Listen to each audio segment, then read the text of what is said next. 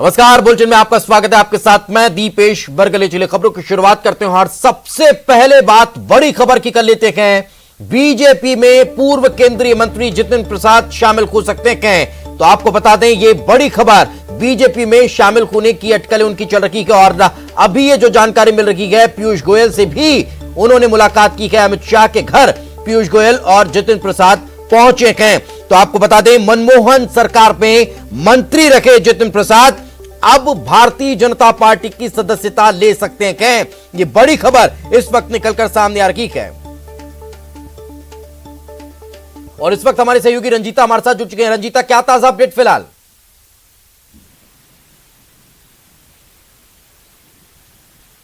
रंजीता, क्या आप मेरी आवाज सुन पा रही हैं? और अगर सुन पा रही हैं तो क्या ताजा अपडेट फिलहाल, किस तरह से मेल मुलाकात का दौर आगे बढ़ रहा है?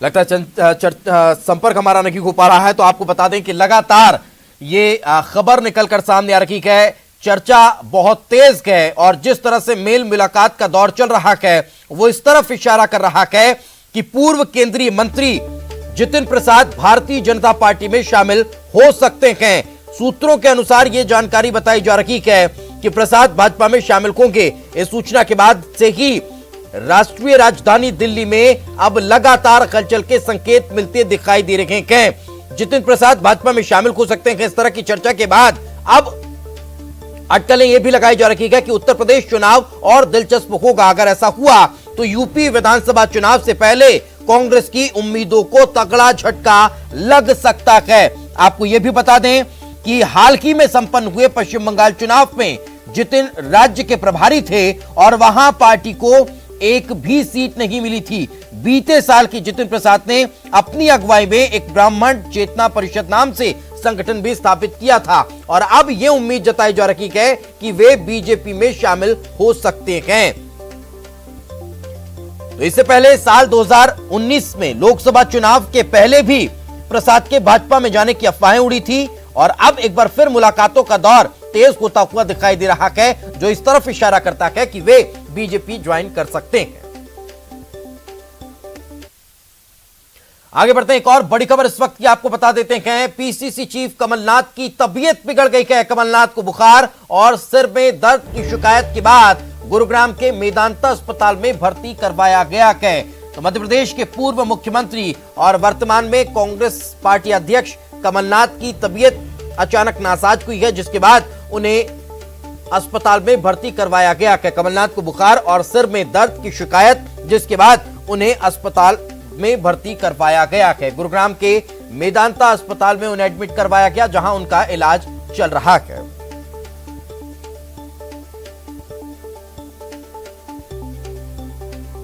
तो अचानक पूर्व मुख्यमंत्री कमलनाथ की तबीयत खराब हुई और उसके बाद उन्हें अस्पताल में भर्ती करवाया गया है। इस वक्त हमारे सहयोगी अनुराग हमारे साथ जुड़ गए। अनुराग, क्या ताजा जानकारी फिलहाल?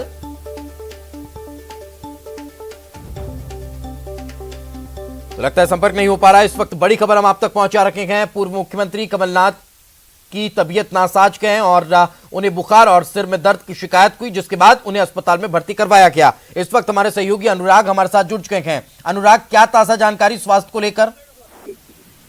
देखिए, कमलनाथ की तबीयत बिगड़ने की खबर है और अस्वस्थता के चलते उनको निजी अस्पताल में ले जाया गया है। उनको बुखार की 2 दिन से शिकायत थी, इसके अलावा सर दर्द की शिकायत थी और इसी के चलते उनको निजी अस्पताल में ले जाया गया है।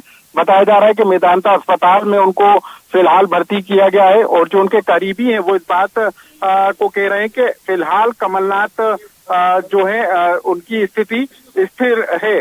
तो कुल मिलाकर कमलनाथ की तबीयत बिगड़ी थी कल से और इस बात को लेकर शिकायत मिल रही थी और उसी के बाद आज उन्हें निजी अस्पताल में ले जाया गया है, जहां पर उनका परीक्षण किया जा रहा है। जी बिल्कुल, डॉक्टर्स की तरफ से क्या अभी कुछ जानकारी मिल पाई है कि तबीयत में कैसा सुधार हो रहा है और क्या कोई जानकारी? फिलहाल शुरुआती परीक्षण किए जा रहे हैं और उसी के बाद जो है डॉक्टर कुछ कह पाएंगे, लेकिन अभी जो जानकारी मिल रही है इसके तहत उनकी जांच की जा रही हो पाएगी। बिल्कुल, बहुत बहुत शुक्रिया अनुराग इस तमाम जानकारी के लिए। तो जैसा कि हमारे सहयोगी अनुराग बता रखे हैं कि अभी डॉक्टर्स लगातार चेकअप कर रखे हैं और उसके बाद की कुछ स्पष्ट तौर पर कहा जा सकता है कि आखिर किस तरह की परेशानियां हैं, लेकिन प्रारंभिक तौर पे ये जानकारी निकलकर सामने आ रही है कि बुखार और सिर में दर्द के चलते उन्हें अस्पताल में भर्ती कर पाया गया है। चलिए आगे बढ़ते हैं। प्रदेश में कोरोना को लेकर लगातार अच्छी खबरें मिल रही हैं। गृह मंत्री नरोत्तम मिश्रा ने कहा कि प्रदेश में संक्रमण की दर -5 हो चुकी है, वहीं रिकवरी रेट 98% से ऊपर है। मीडिया से बात करते हुए नरोत्तम मिश्रा ने कांग्रेस पर फिर निशाना साधा और कहा कि कांग्रेस की संस्कृति ऐसी है जहां जमीनी नेता की कोई कद्र नहीं होती। फूट डालो और राज करो, ये कांग्रेस की नीति है। बीजेपी में कहीं कोई नाराजगी नहीं है। पूरी पार्टी शिवराज और प्रदेश अध्यक्ष वीडी शर्मा के नेतृत्व में ही एक साथ खड़ी है।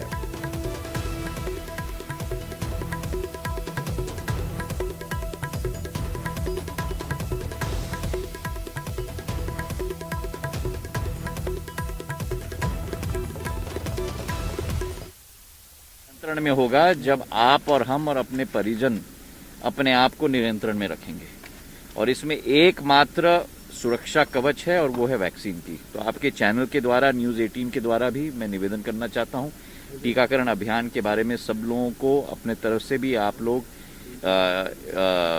ज़्यादा से ज़्यादा टीकाकरण हो, इस भावना को आप उत्पन्न करवाएं।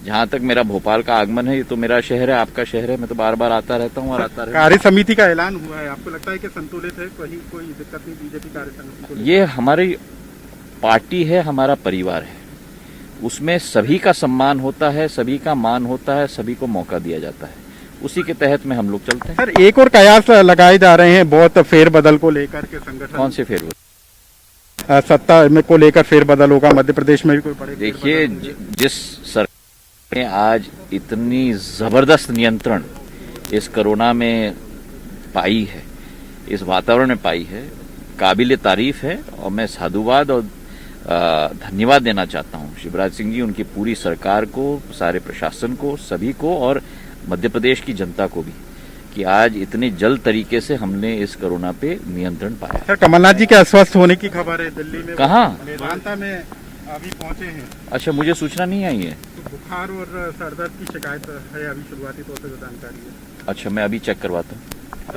तो ज्योतिरादित्य, चलिए अब मुझे निकलने दो। जतिन प्रसाद आज कांग्रेस में शामिल हो रहे हैं, बीजेपी में शामिल हो रहे हैं। ज्योतिरादित्य सिंधिया हैं, कोरोना काल के बाद आज भोपाल पहुंचे हैं, जहां पर एयरपोर्ट पर उनका जोरदार स्वागत किया गया है और कार्य समिति का ऐलान हुआ है। उनका साफ तौर पर कहना है कि ये है और जिसको जो जिम्मेदारी दी जाएगी पार्टी के अंदर उसको निभाने का काम होगा। तो कैमरामैन संजय नामदेव के साथ अनुराग श्रीवास्तव, न्यूज़ 18 भोपाल।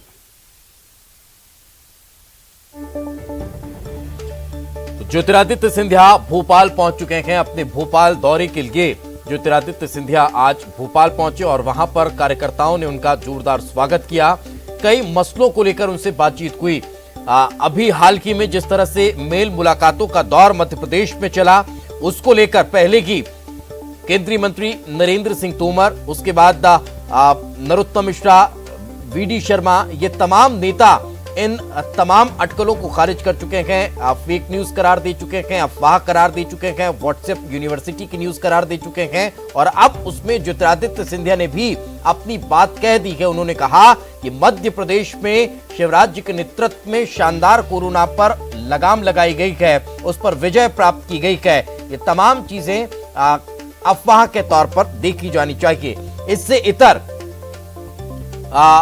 उन्होंने हाल ही में जारी हुई सूची को लेकर भी कहा कि पार्टी संगठन की तरफ से सभी को दायित्व दिया जाता है और पार्टी एकजुटता के साथ काम करती है। तो आपको बता दें कि ज्योतिरादित्य सिंधिया का मध्य प्रदेश दौरा काफी महत्वपूर्ण माना जा रहा है और लंबे अंतराल के बाद ज्योतिरादित्य सिंधिया आज राजधानी पहुंच रहे हैं और उसके बाद मेल मुलाकातों का दौर तेज होने वाला है। आज वे मुख्यमंत्री शिवराज सिंह चौहान से भी मुलाकात करेंगे, प्रदेशाध्यक्ष वीडी शर्मा से भी उनकी मुलाकात होनी है, संघ प्रमुख माफ कीजिएगा संघ पदाधिकारियों से भी उनकी मुलाकात हो सकती है, संघ कार्यालय में जा सकते हैं, इस तरह की भी चर्चा चल रही है। इसके अलावा मंत्री गोपाल भार्गव और मंत्री भूपेंद्र सिंह से भी उनकी मुलाकात हो सकती है। तो कई मायनों में यह दौरा काफी महत्वपूर्ण माना जा रहा है। और ज्योतिरादित्य सिंधिया जो हाल ही में भारतीय जनता पार्टी में शामिल होने के बाद सांसद बने हैं और उसके बाद अब उनके केंद्रीय मंत्री बनने की चर्चा तेज होती जा रही है। जल्द से जल्द अब मंत्रिमंडल का विस्तार जैसे कि होगा उसके बाद उनका नाम लगभग तय माना जा रहा है केंद्रीय मंत्री की सूची में। तो मध्य प्रदेश कोटे से एक और केंद्रीय मंत्री अगर प्रदेश को मिल रहा है और इस दौर में अगर ज्योतिरादित्य सिंधिया भोपाल पहुंच रखे हैं तब फिर ये दौरा और ज्यादा महत्वपूर्ण हो जाता है, ये मुलाकात और ज्यादा महत्वपूर्ण हो जाती है। मध्य प्रदेश की राजनीति में वैसे भी ज्योतिरादित्य सिंधिया का बड़ा दबदबा है और जब वे केंद्रीय मंत्री बनने की अटकलों के बीच अगर भोपाल दौरा कर रहे हैं तो फिर उनकी मेल मुलाकात और महत्वपूर्ण हो जाती है। वो चाहे संगठनात्मक स्तर पर कर ली जाए या फिर निगम मंडलों को लेकर जो नियुक्तियां होनी हैं उस आधार पर कर ली जाए। तो काफी महत्वपूर्ण ये दौरा है और राजनीतिक हलचल अब एक बार फिर तेज होती हुई नजर आ रही है। मेल मुलाकातें एक बार फिर अब बढ़ती हुई दिखाई देने वाली है। मध्य प्रदेश में आने वाले समय में 3 विधानसभाओं और 1 लोकसभा सीट का चुनाव भी होना है, उपचुनाव होने हैं और उसको लेकर भी कहीं ना कहीं हल्की फुल्की सुगबुगाहट तेज है, चर्चाएं जोरों पर हैं। और इसके अलावा निगम मंडलों का जिक्र कर लीजिए या फिर कार्यकारिणी का जिक्र कर लीजिए, कार्य समिति की सूची हाल ही में जारी हुई है। ये तमाम चीजें हैं जो चर्चा में शामिल हो सकती हैं। इसके अलावा भी कई महत्वपूर्ण ऐसे मुद्दे हैं जिनको लेकर बातचीत इन मुलाकातों के दौरान हो सकती है। आप इसे सिंधिया की समन्वय सियासत भी समझ सकते हैं। सभी के साथ समन्वय बनाने के लिहाज से भी ये मेल मुलाकात बेहद महत्वपूर्ण मानी जा सकती है। और इस वक्त हमारे सहयोगी अनुराग हमारे साथ जुड़े हुए हैं। अनुराग, ज्योतिरादित्य सिंधिया पहुंच चुके हैं, क्या ताजा जानकारी, स्वागत सत्कार कैसा रहा और इसके बाद अब सीधे कहां जा रहे हैं वो?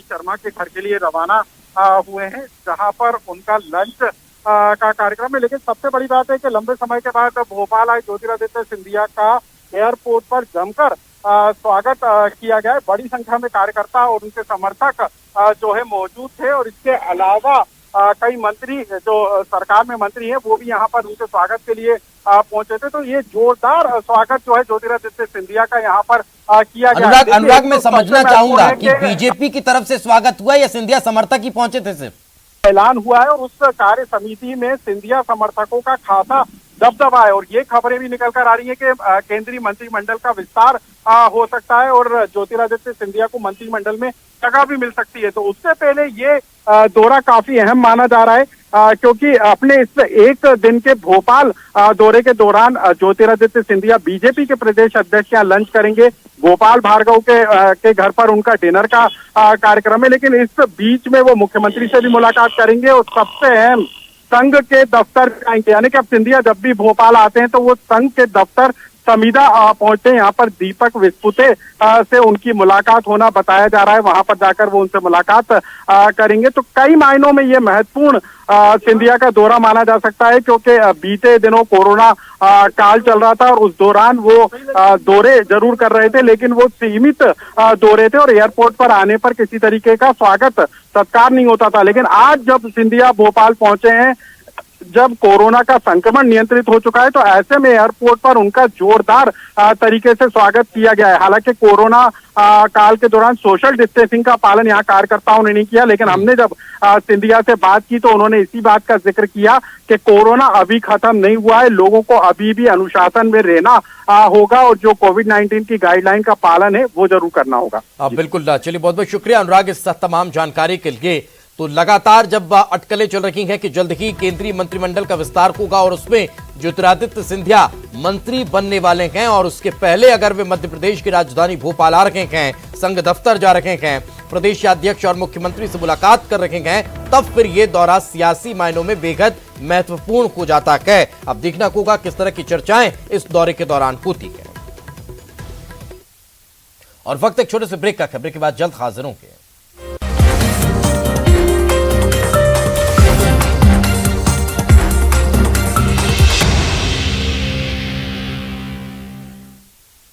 ब्रेक के बाद एक बार फिर आपका स्वागत है। भोपाल में बाजार को अनलॉक करने के पहले वैक्सीन लगाने का अभियान तेज हो चुका है। मंत्री विश्वास सारंग ने वैक्सीन लगाओ दुकान खोलो अभियान की आज शुरुआत की। भोपाल के बाजार में 39 जगहों पर इसके लिए कैंप लगाए गए हैं। ये सभी कैंप एसडीएम की निगरानी में चलाए जाएंगे। आपको बता दें कि बाजारों को अनलॉक करने से पहले सरकार की ये कोशिश है कि ज्यादा से ज्यादा लोग वैक्सीन की डोज ले लें।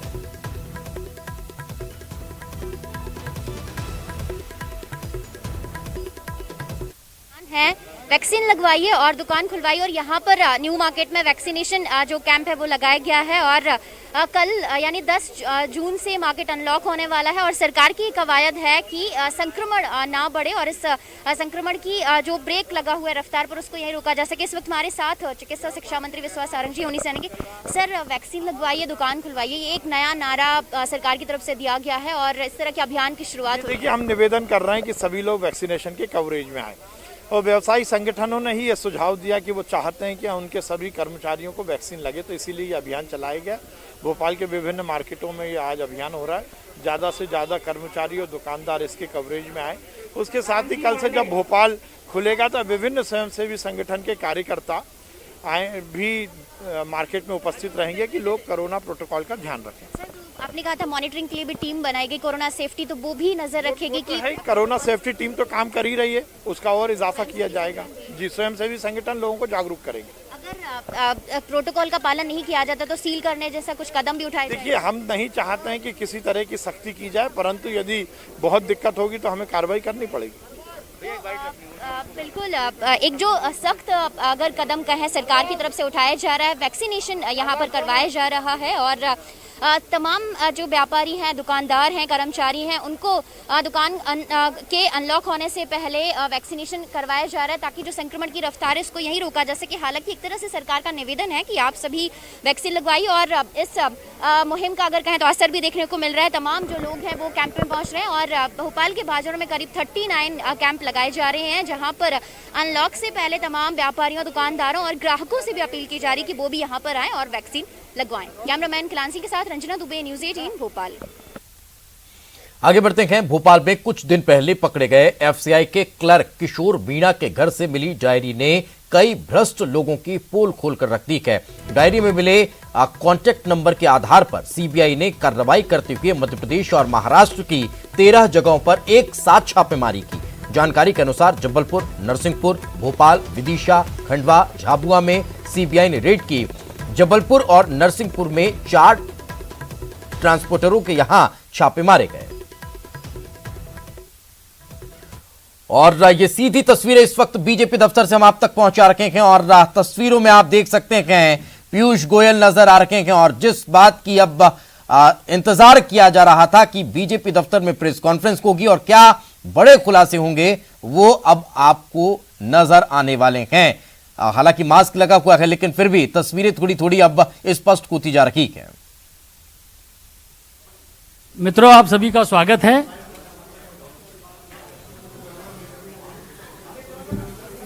शुरू करें ना। मित्रों, आप सभी का स्वागत है। आज जतिन प्रसाद जी हमारे बीच में हैं। आप उत्तर प्रदेश से आते हैं और भारतीय जनता पार्टी की नीति हमारे माननीय प्रधानमंत्री जी नरेंद्र मोदी जी के नेतृत्व से प्रभावित होकर भारतीय जनता पार्टी के परिवार में शामिल हो रहे हैं। हम आपका स्वागत करते हैं। जतिन प्रसाद जी, जैसा कि आप सब लोग जानते हैं, उत्तर प्रदेश के बड़े कद्दावर नेता हैं। आप पूर्व में केंद्रीय मंत्री रहे हैं।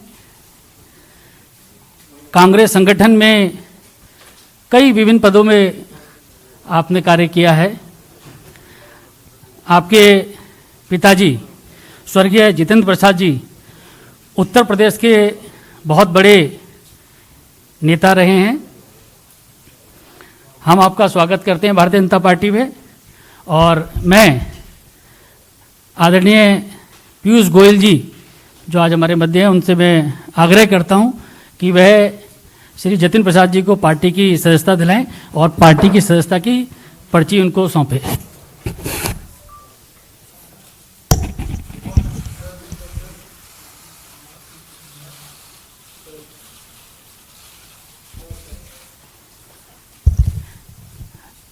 आदरणीय पीयूष गोयल जी बुके देके आपका स्वागत करें।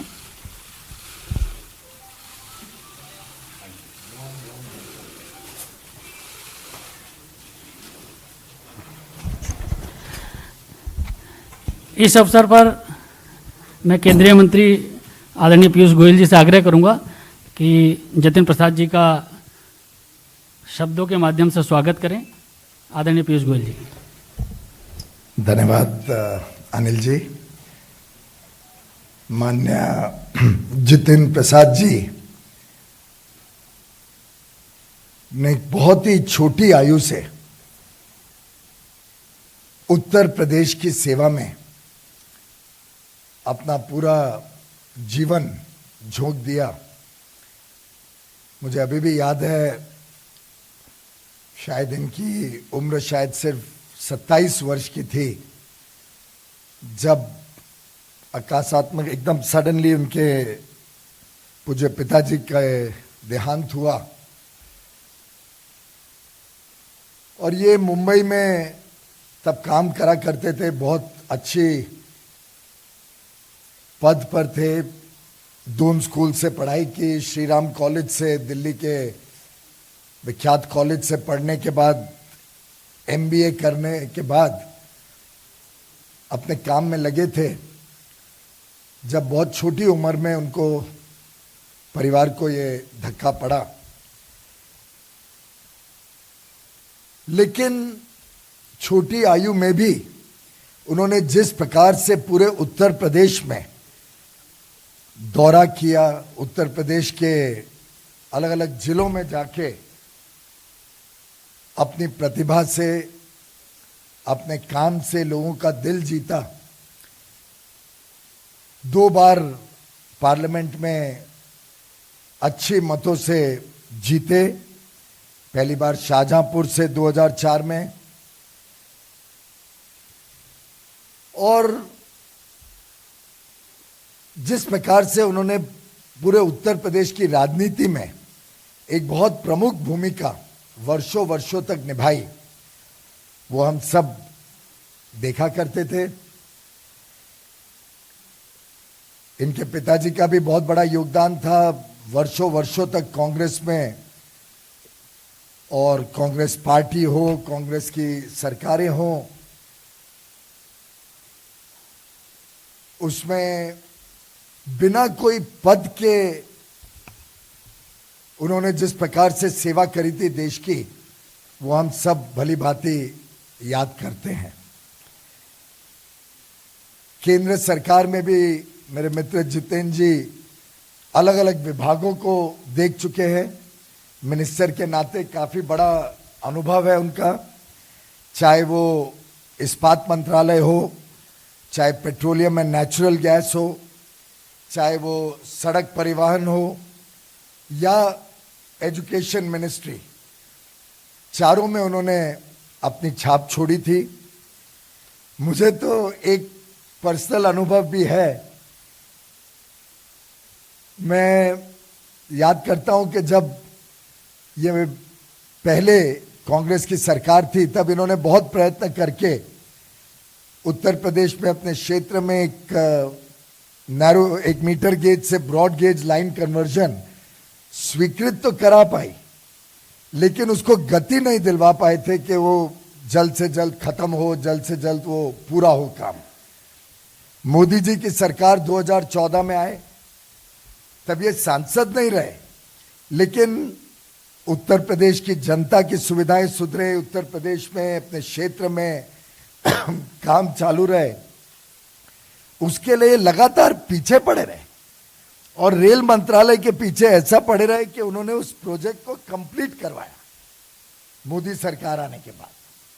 तो एक प्रकार से ऐसे युवा नेता, जमीन से जुड़े हुए नेता, लोकप्रिय नेता और जिनकी प्राथमिकता समाज सेवा रही हो, जिनको देश के प्रति प्रेम हो, ऐसे एक बहुत ही कद्दावर नेता, जैसे अनिल जी ने कहा, उत्तर प्रदेश की राजनीति में जिनका बहुत बड़ी भूमिका आगे मैं देख पा रहा हूं, ऐसे श्री जितेंद्र प्रसाद जी हम सबको आज हमारी पार्टी के साथ, प्रधानमंत्री नरेंद्र मोदी जी के नेतृत्व के साथ, श्री जेपी नड्डा जी की अध्यक्षता में भारतीय जनता पार्टी में जोड़ रहे हैं।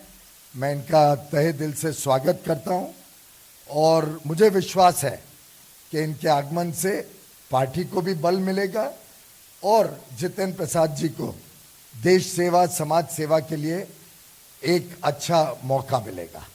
जितेंद्र जी, आप भी कुछ कहना चाहें? बहुत बहुत धन्यवाद आदरणीय पीयूष गोयल जी, आपने जो मेरे बारे में जो वक्तव्य रखा। अनिल बलूनी जी, आपका भी धन्यवाद। सर्वप्रथम तो मैं आज के इस दिन भारतीय जनता पार्टी के राष्ट्रीय अध्यक्ष श्री जेपी नड्डा जी, देश के यशस्वी प्रधानमंत्री आदरणीय नरेंद्र मोदी जी, इस देश के कर्मयोगी गृह मंत्री आदरणीय अमित शाह जी और समस्त भारतीय जनता पार्टी नेतृत्व का मैं धन्यवाद अर्पित करता हूं कि उन्होंने आज इस भारतीय जनता पार्टी परिवार में मुझे सदस्यता और सम्मान दिया है। और ये मेरे राजनीतिक जीवन का एक नया अध्याय शुरू हो रहा है। जैसे कि आप जानते हैं, मेरा कांग्रेस पार्टी से 3 पीढ़ियों का साथ रहा है, तो ये महत्वपूर्ण निर्णय जो मैंने लिया है, बहुत विचार मंथन और सोच के बाद मैं इस फैसले पर पहुंचा हूं। और सवाल ये नहीं है आज कि मैं किस दल को छोड़ के आ रहा हूं, मगर सवाल ये है कि किस दल में जा रहा हूं और क्यों जा रहा हूं। ये मैंने पिछले कुछ वर्षों से, 8-10 सालों से महसूस किया है अपने अनुभव में, राजनीतिक जीवन में, लोगों से मिलके भ्रमण करके देश भर में, कि अगर आज कोई इस देश में असली माने में कोई राजनीतिक दल है जो संस्थागत इंस्टीट्यूशनल दल है, वो भारतीय जनता पार्टी है। बाकी दल तो व्यक्ति विशेष और क्षेत्र के हो गए, मगर राष्ट्रीय दल के नाम पे अगर आज भारत में कोई दल है तो वो भारतीय जनता पार्टी। और जिस चुनौतियां और परिस्थितियों से हमारा देश और विदेश में भी हमारी सीमाओं, तो यूपी चुनाव से पहले एक बड़ा झटका कांग्रेस को लगा और जितेंद्र प्रसाद अब भारतीय जनता पार्टी में शामिल हो चुके हैं। इसके साथ इस बुलेटिन में फिलहाल इतना ही। नमस्कार।